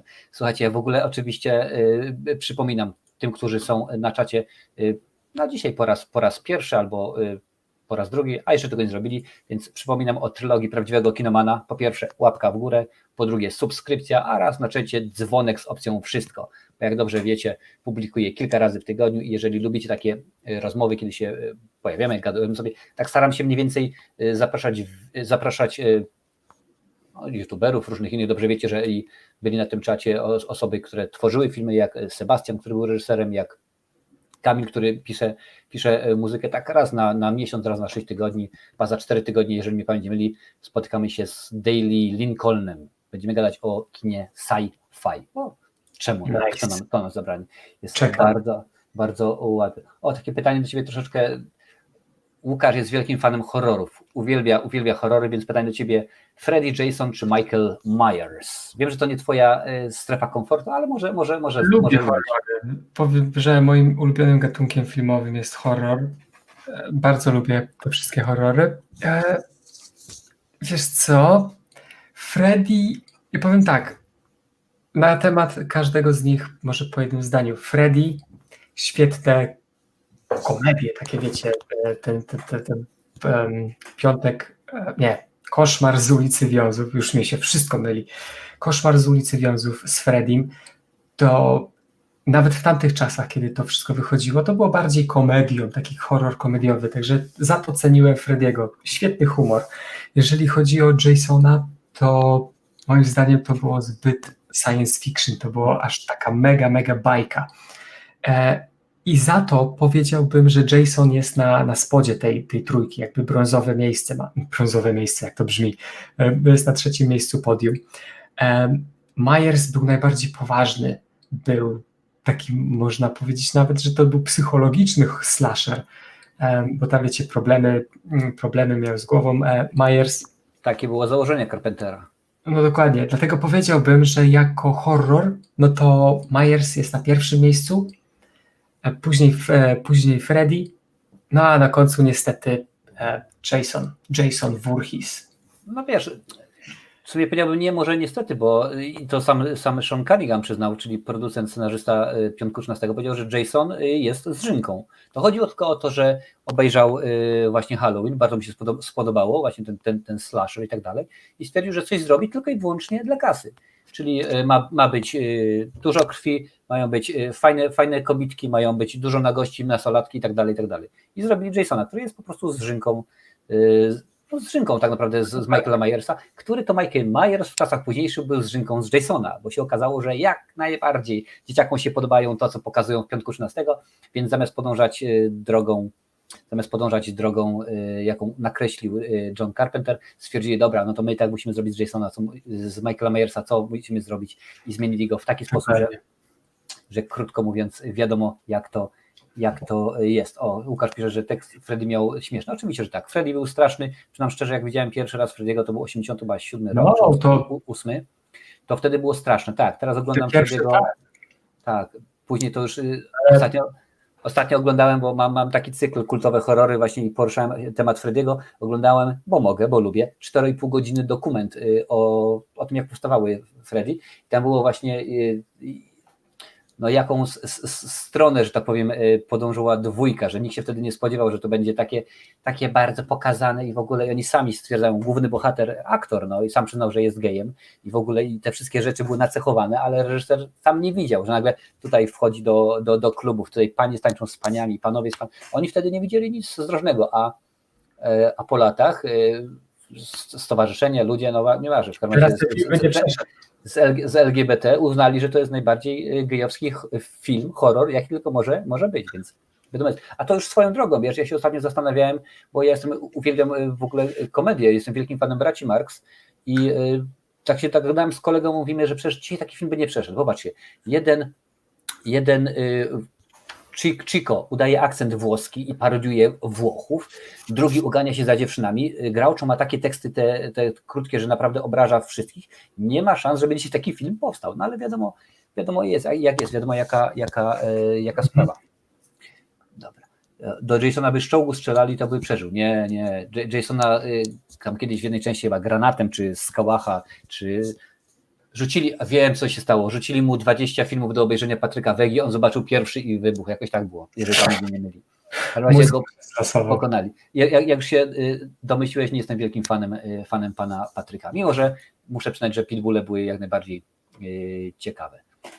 No ale dobrze, bo tak patrzyłem sobie, co się dzieje, no bo nie tylko oczywiście Marvel szaleje, DC również, bo potwierdzili teraz, że będzie trzeci sezon serialu Harley Quinn, animacja dla wszystkich, którzy nie znają, wiecie. Głos, proszę bardzo, Krzysiu Lesiu, to ci się spodoba, bo głosu cały czas będzie użyczała Kelly Cuoco, czyli Penny z The Big Bang Theory, z teorii wielkiego podrywu. Tylko oczywiście jest zmiana, już nie na platformie bodajże DC Universe, tylko w tym momencie wchodzi na HBO Max, no bo DC Universe wiadomo niedługo się wyłącza. Wiadomo jak to jest. No ale, że tak powiem, Marvel ma już pomysł na siebie. Czy wydaje się, że DC ma pomysł na siebie, wiedzą jaką drogą podążyć, czy to będą robili swoje i powiedzą, dobra, dziękuję bardzo, udało nam się z Wonder Woman, Aquaman był fajny, czy będziemy próbowali robić takie zabawne filmy jak Marvel, czy powiedzą, nie, nasze kino powinno być mroczniejsze, idźmy w tym kierunku. Jak myślisz? Moim zdaniem powinni pójść, myślę, że pójdą w kierunku właśnie mrocznych filmów, może nie aż tak mrocznych, bo jak wspomniałeś, Aquaman to był taki bardziej przystępny dla wszystkich, Wonder Woman też. Teraz ta Harley Quinn też jest taka, powiedzmy, zabawna, ale zabawna w taki wulgarny sposób, mimo że nie oglądałem jeszcze, ale na pewno nadrobię. Dzieje się, leje się naprawdę, ręce i nogi latają, no właśnie. Jest grubo. Dlatego to mnie już zachęciło do tego, dlatego na pewno nadrobię. Myślę, że oni muszą się oddzielić od Marvela i pójdą w taki trochę, powiedzmy, mroczny styl, mroczny kierunek. Moim zdaniem tak powinni zrobić i myślę, że tak zrobią. No ale znowu, co ja tam wiem, musimy zapytać się włodarzy z Warner Bros., jaki oni mają plan tak naprawdę. To oni mogą pójść nagle, nie wiem, walka Batmana z myszką Miki, no nie wiem, jakby chcieli. Dlatego, ale myślę, że nie powinni tak robić. Nie pójść w mroczny klimat. Tutaj jest dobry właśnie komentarz, że DC robi już zabawny film, jak na przykład Shazam czy Harley Quinn. Tak, Shazam był jak najbardziej zabawny, ale no Shazam musiał być zabawny, bo akurat taki jest komiks. Jeżeli chodzi chociażby oglądałeś jedną animację, a mnóstwo ich jest akurat na temat Shazama, no to nie można, to tak jakby powiedzieć, że nagle robimy Spidermana, który będzie od 18 lat, nie. Tak se nie da, pan Hawranek, tak nie może być. Harley, czy ja wiem, czy Harley jest zabawna? Harley jest zabawna, ale to właśnie to połączenie, że tak powiem, horroru, gore i poważnych tematów, bo o ile oczywiście ostatni film o Harley przeszedł bez echa, wydaje mi się, że niesłusznie, bo to był dobry film, bo obejrzałem sobie i naprawdę bardzo mi się... Taki w porządku był. Obejrzałem, że tak powiem, w drugim obiegu już nie w kinie, ale ten rzeczywiście, no to wydaje mi się, że tak, oni muszą znaleźć swój złoty środek, muszą wiedzieć, że niektóre rzeczy mogą rzeczywiście wpuścić, żeby nie zrobić na przykład tego, co Marvel tudzież Sony zrobiło przy okazji Venoma, gdzie wiadomo, Venom powinien być, jaki powinien być, a to nagle jakieś głowy wcina w ogóle ludziom, co to jest? Średnio z tym poszli. Moim zdaniem przyszłość takich filmów jak Venom, jak Harley Quinn, to wszystko powinno być kategorią wiekową od 18 lat R. I wtedy, no tak jak powiedziałeś, Deadpool, Joker, dwa najlepsze przykłady. To są tak kasowe filmy, oba zarobiły grubo ponad $1 miliard. Venom to na pewno już powinien być w kategorii wiekowej R, żeby to naprawdę fajnie się oglądało. Teoretycznie powiedzieli, że 2 będzie od 18 roku życia.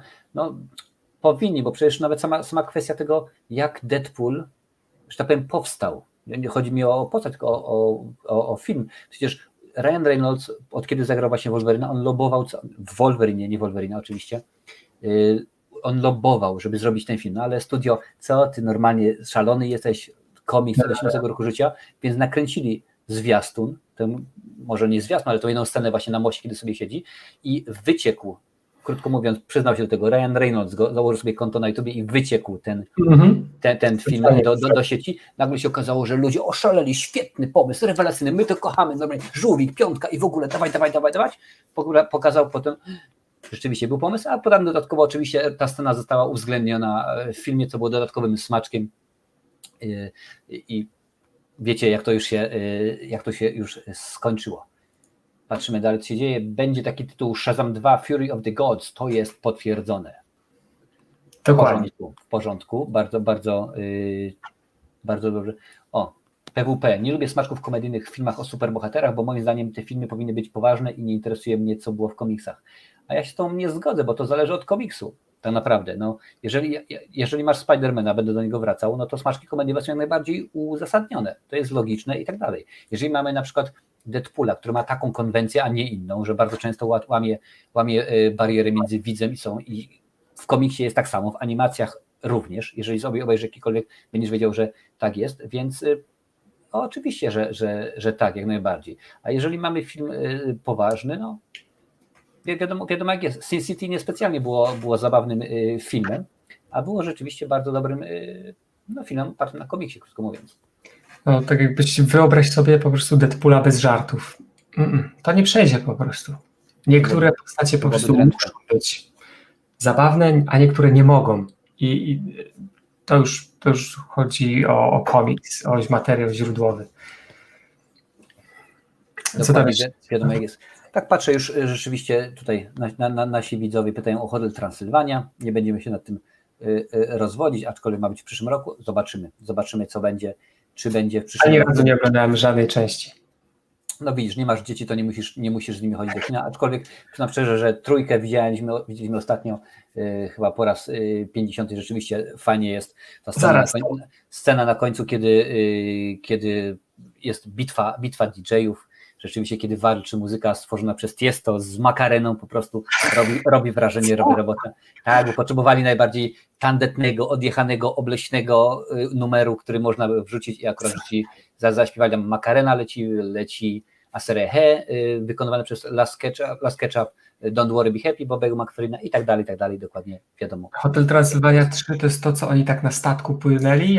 Tak, dokładnie, to jest ta część. No to i bardzo wiadomo jest. Jest do powiedzenia, no tak, ale dlaczego by się nie odbić od stereotypów? Przecież też można robić wszystko. No tak, ale słuchaj, no to jest taka konwencja, no Deadpool opiera się na tym, no reżyser rzeczywiście, i to jest teraz pytanie, bo reżyserię Deadpoola pierwszej części robił Tim Miller. Ten sam Tim Miller, który później zrobił, o czym już wspominaliście dopiero co, Terminatora 6, czyli Terminator Dark Fury. I teraz jest tylko pytanie, który film był wypadkiem przy pracy? Naprawdę bardzo chcę wierzyć, że Terminator 6 był wypadek przy pracy i Tim Miller dokładnie wie, jak to się je. Nie chcę, żeby się okazało nagle, że zrobi kolejny film i to się okaże, że Deadpool był wypadkiem przy pracy, bo to był pierwszy film z kategorią wielkową R, udało mu się wstrzelić i było rzeczywiście fajne. Mam nadzieję, że rzeczywiście to będzie dobrze zrobione. A poza tym osobiście przy okazji Deadpoola to cała brecha z Wolverina i tak dalej, to jest świetnie, naprawdę to jest świetnie zrobione, rewelacyjnie, Tak, naprawdę lata. Oczywiście, że tak. Później w dwójce pojawia się Josh Brolin, który wiadomo, że w Avengersach gra Thanosa, nie? I Deadpool do niego mówi, a co ty wiesz, Thanos. No, to jest super, to jest po prostu wiadomo, że ta postać żyje nie tylko i wyłącznie u mnie to w tej taśmie celuloidowej, ale też ogląda to świat, wychodzi z komiksu, wychodzi z filmu, wie kto to jest Britney Spears, żyje i tak dalej, więc to musi być w ten sposób zrobione. Mnie takie rzeczy osobiście bawią, ja te wszystkie smaczki uwielbiam. Ja potrafię, i zrobiłem to, oglądałem nie z gatunku, ale Dzień Świstaka oglądałem 4 razy pod rząd. Raz normalnie, drugi raz z komentarzem reżysera, trzeci raz z komentarzem aktorów, 4. raz z komentarzem pani, co zmienia papier toaletowy, bo ja lubię takie smaczki, uwielbiam te rzeczy odkrywać. Jak to dopiero co Marcin mówił, po roku czasu odkryli smaczek w Terminatorze 6, więc więcej jest. Teraz się odkrywają, ktoś jakiś czas temu odkrył jakiś smaczek, który był umieszczony w pierwszej części Strażników Galaktyki. Ileś tam lat to zajęło rzeczywiście, żeby ktoś do tego dotarł. Mnóstwo. Także to już wydaje mi się zależy. Dlaczego bardzo podoba mi się Batman 1? Owszem, było tam trochę śmiesznych scen, ale mroczność jednak poprzeważała. Ale to, znaczy to, co powiedzieliśmy, prawda? Także wiadomo jak jest. Batman to jest po prostu Batman i to wszystko. A poza tym nie wiem czy wiesz, Batman, czyli Michael Keaton pojawi się w nowym Flashu, w filmie o Flashu, także to jest tylko super, naprawdę tylko się...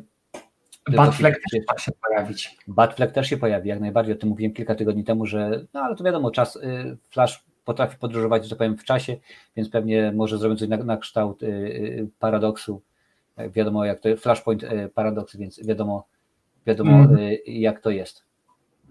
Właśnie wczoraj się pojawiła plotka o cameo, czy cameo, nie wiem jak chcecie to nazwać, nie wiem jak chcecie to mówić, ja mówię po polsku, dotycząca właśnie Flasha, że ma się pojawić bardzo dużo aktorów.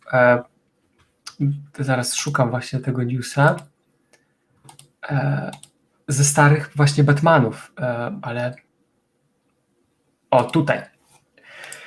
Zgadnijcie, kto ma się pojawić we Flashu. Wpisujcie na czacie. No, dam chwilę tylko wam dam, bo żeby nie przedłużać. Powiem wam, pojawiła się plotka. Superman ma się pojawić we Flashu, ale zgadnijcie, kto ma grać tego Supermana. Bo nie ma to być drewniany Henry Cavill, o tym musicie wiedzieć, że to nie ma być Henry Cavill. Zgadnijcie, kto będzie grał tego Supermana. No dam wam minutkę, żebyście wygooglowali. Wygooglujcie, sprawdźcie, no bo już w tym momencie, jak sobie piszecie, to ja wam tylko powiem, że już Superman miał się pojawić właśnie w Shazamie. Jeżeli widzieliście film, to może znacie, jaka była narracja. W każdym razie na końcu miał się Henry Cavill pojawić.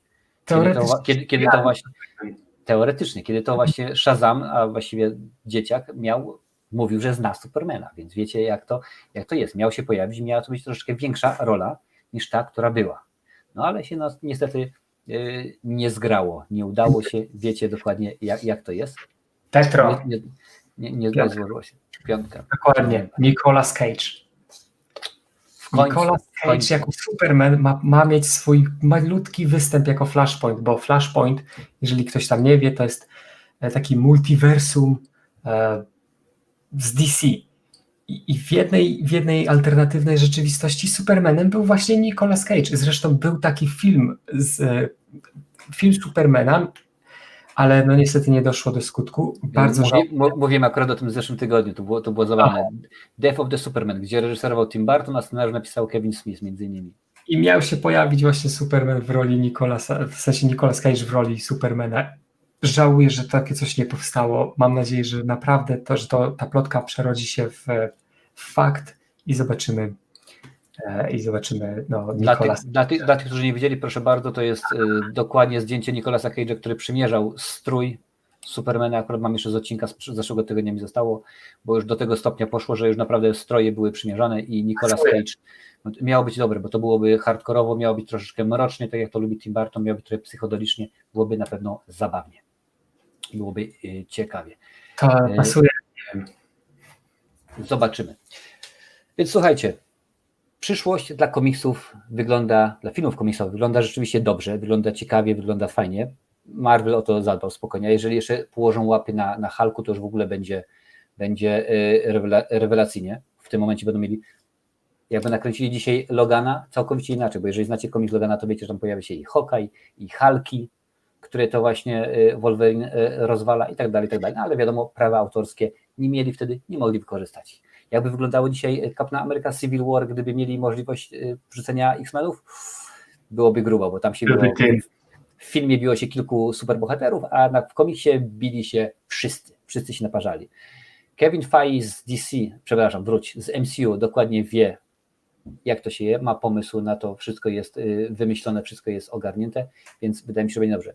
DC zobaczymy, ale patrzą na Shazama, na Wonder Woman i Aquamana, jest światełko w tunelu. Wydaje mi się, że to rzeczywiście wygląda dobrze, że w końcu powiedzieli, ok, my już wiemy, jak to się je, my już mamy swój pomysł na siebie, co ma być zabawne, będzie zabawne, a co ma być mroczne, mroczne.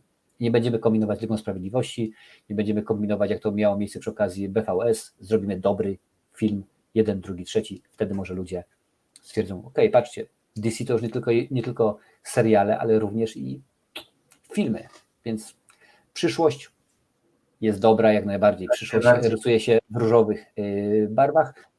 To był odcinek na żywo, co tam w Hollywoodzie, podobało Wam się? Oczywiście, że Wam się podobało, bo inaczej byście byli, dajcie żółwika, jest super, łapka w górę, bo wiadomo co się dzieje, algorytm uwielbia interakcję, jak jest komentarz, to wszystko sprawia, że więcej osób ogląda, więcej osób zostaje poinformowanych o tym, że taki odcinek na żywo ma miejsce i potem, no co tu dużo mówi, no, sprawia, że za 10 lat Skruch będzie na Kajmanach, na łódce pływał, normalnie Patryk Wega będzie mi przynosił drinki i będzie super. Także, a wiesz, skoro robi beznadziejnie, chociaż to jest, skoro robi takie filmy, to drinki niekoniecznie muszą być dobre, no ale dokładnie wiecie jak jest. Słuchajcie, moim gościem był, kocham kino, powiem w ten sposób, wbijajcie na jego kanał również, dajcie suba, oglądacie, bo rzeczywiście, jeżeli chodzi o Marvela, o komiksy, to człowiek wie, jak to się je. Zarapowałem świetny. Słuchaj, Marcinie, dziękuję Ci bardzo, że byłeś. Ja również dziękuję za zaproszenie, bo przemiło. Naprawdę super fajnie pogadać z kimś, kto po prostu wie, o czym mówi. No, ty siedzisz w filmach, nawet zrobiłeś film. O mnie. On mówi o mnie. Ja się znam, słyszycie? O mnie. Zresztą ja już Ciebie oglądam od jakiegoś czasu, nawet tego nie mówiłem, ale i tak oglądam. Właśnie dziękuję, że masz Marcinowe recenzje 2.0, bo wcześniej widziałem, miałeś inny kanał. Tak, był kanał, ale no niestety błędy młodości, które popełniłem, sprawiają, że algorytm nie pozwala rosnąć i po 8 latach kanał ma 8000 subskrybentów i no niestety nie rośnie. Jeżeli chcesz dokładnie wiedzieć, o co chodzi, to w zeszłym tygodniu poinformowałem ludzi, jak to się stało, że no niestety mogę albo próbować przez kolejne 20 lat i może się uda, a może po prostu wolę zacząć od nowa i tym bardziej, że tak, jak najbardziej, tym bardziej, że no YouTube lubi YouTube lubi nowe kanały, promuje, tak, tym bardziej, że algorytm, słuchajcie, kiedy ja zaczynałem, to jeszcze nie było takich rzeczy, nie było algorytmu i tak dalej, tych wszystkich spraw, o których co jakiś tam czas Wam mówimy. Także zarapowałeś jak karzeł, Krzysiu Lesiu, oj nie, uwierz mi, Leprykon był jeszcze chyba gorszy. W kultowych horrorach kilka tygodni temu poruszałem tęże postać. Także dziękuję bardzo, Marcinie, było fajnie, że byłeś z nami. Podobało się? Mam nadzieję, że się podobało. Marcin rzeczywiście dał radę, pokazał klasę, pokazał po prostu, że facet wie, jak to się je. Za tydzień, co mamy za tydzień, panie i panowie? Aż nawet powiem szczerze, że zapomniałem, aczkolwiek jakiś już tam pomysł jest, a wiem, że zawsze pytacie, jaki jest temat odcinka za tydzień. W poniedziałek pojawi się, jak już mówiłem wcześniej, recenzja Mulan. Będzie, właściwie już mogę ściągnąć słuchawki. Będzie recenzja Mulan. Pojawi się. Ostatnio w piątek był Bill i Ted, 3. część, więc wiadomo jak jest. Patrzę.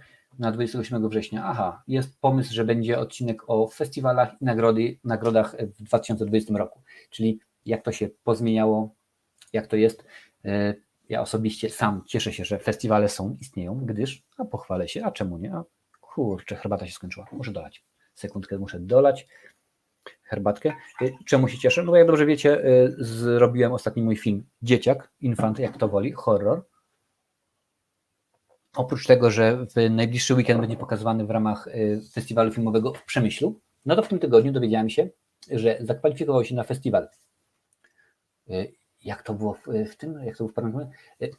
Pierwsze primo w Buenos Aires, czyli wiadomo Argentyna, jestem bardzo zadowolony.